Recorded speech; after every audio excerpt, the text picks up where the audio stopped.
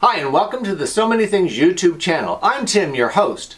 Here you get to sew with the boys, quilt with the boys, embroider with the boys, and of course, mostly have some fun, and you might learn something along the way. Stay tuned!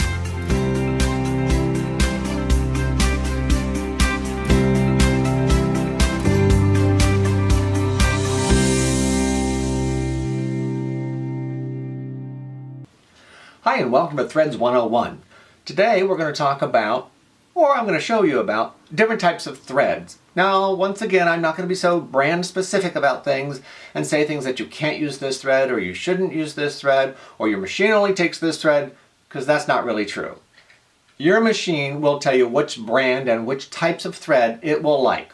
If it runs through the machine and doesn't give you any problem, great.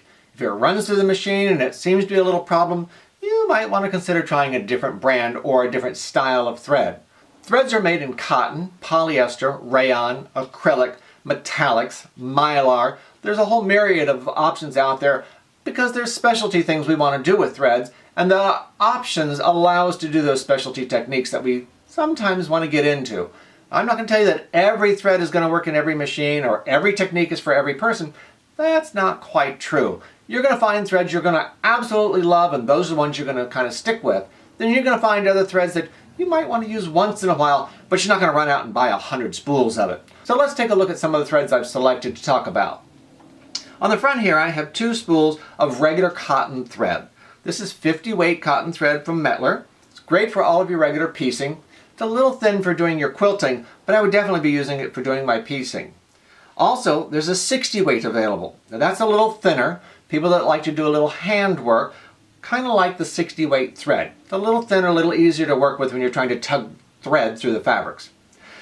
I also have a little Aurifil out here. Aurifil is a 50 weight Mako 50 cotton thread. It's a 2-ply.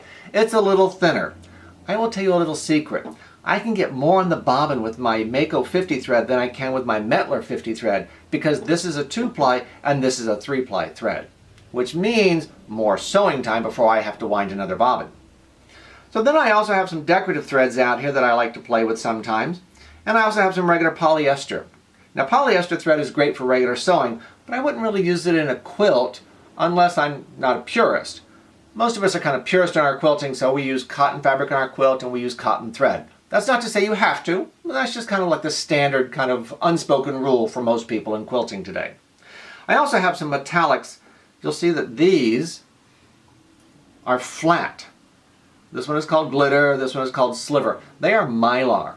They are flat and they do not like to go through every machine. These are the ones that will be a little trying on you when you're trying to play with them. There's some tricks to these, and you know what? You might find checking with a thread company about these and how to get them to run through your machine properly. There's also metallic threads. This particular thread is from Rappos. This is a polyester with a metallic wrapping around it. That's how we get our color, is the color is little bits of metal that's wrapped around the polyester core.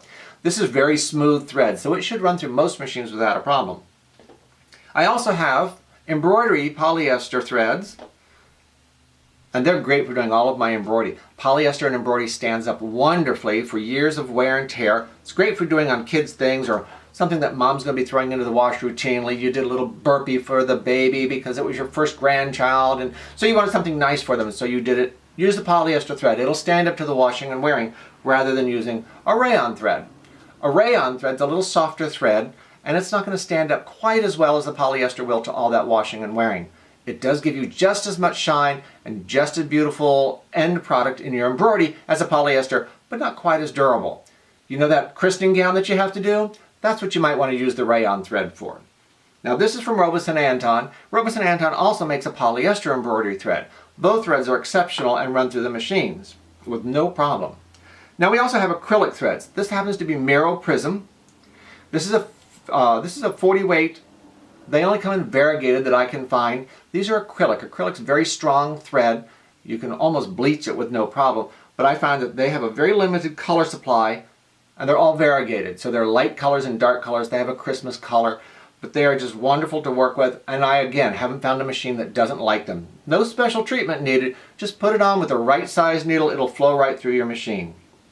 Now we have some specialty threads because we want to do things with it. So we have wash-away threads. A wash-away thread means you stitch with it. When you throw it into the water, the thread is going to disappear. You might want to use this for like basting something together that you don't want to go pick the basting out of later on. So you use the wash away thread in basting it, throw it in the wash, and that thread will disappear. Your regular stitches are going to stay because after you've basted it, you're going to want to do your regular sewing.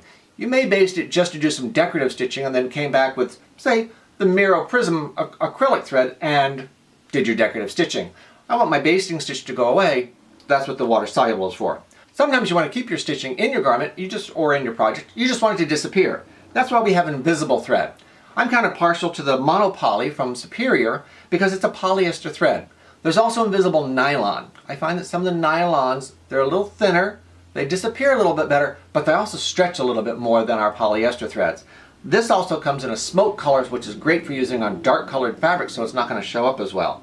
So this is just to give you a little sampling of what's available thread-wise out there for you to play with. The best news I can give you is check back frequently on the threads. Every time you turn around, there's something new coming out on the thread market. Something just might pique your interest. Oh, by the way, don't forget, there's also wool threads available.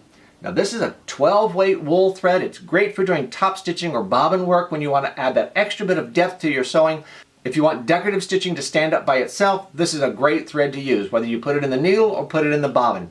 Some machines don't like it in the needle, so you might need to put it in the bobbin. Oh, a new challenge.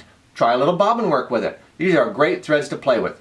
I hope you found this helpful. Thanks for watching.